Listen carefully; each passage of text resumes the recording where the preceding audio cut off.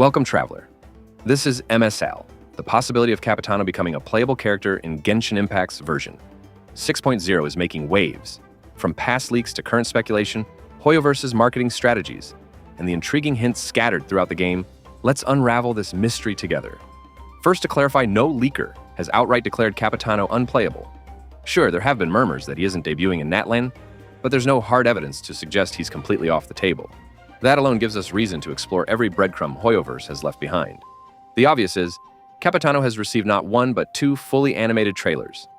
Think about it. When has Hoyoverse gone this hard for a character who wasn't destined for more? Even Senora, who met a tragic end in Inazuma, never got this level of cinematic storytelling.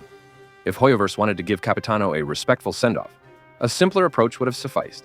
Instead, they've gone all out, painting him as a towering figure in both story and presence. That's a lot of hype for a character meant to fade into obscurity. We've got Winter Lazo 2.0 on the horizon, set to drop on January 15th. The first Winter Lazo trailer was a deep dive into the Fatui Harbingers, so it's logical to expect this sequel to pick up where it left off. With Snezhnaya's introduction drawing near in version 6.0, a Capitano-centric twist feels almost inevitable.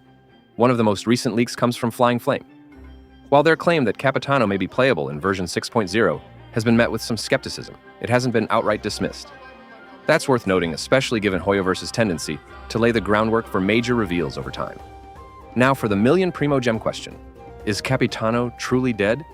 The recent Archon quest suggests he sacrificed his lifespan to send his soul and that of his comrades into the ley lines to fulfill a deal involving Renova, the ruler of Death's power, taking on the death penalty meant for Mavwika.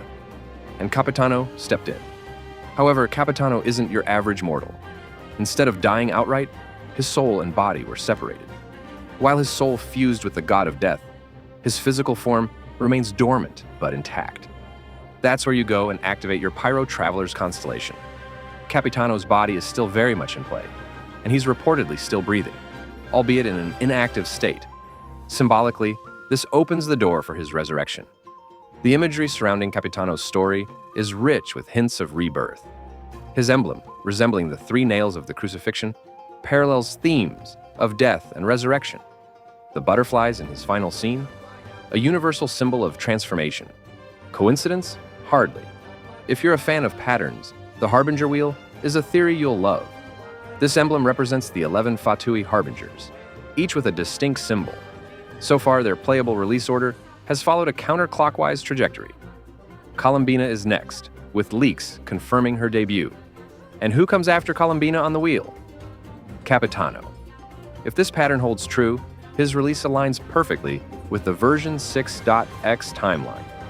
So, what do you think? Is Capitano gearing up for a grand comeback in version 6.x? Or is Hoyoverse just playing with our expectations? Share your thoughts, and don't forget to like, subscribe, and stay tuned for more updates. Tuned 4.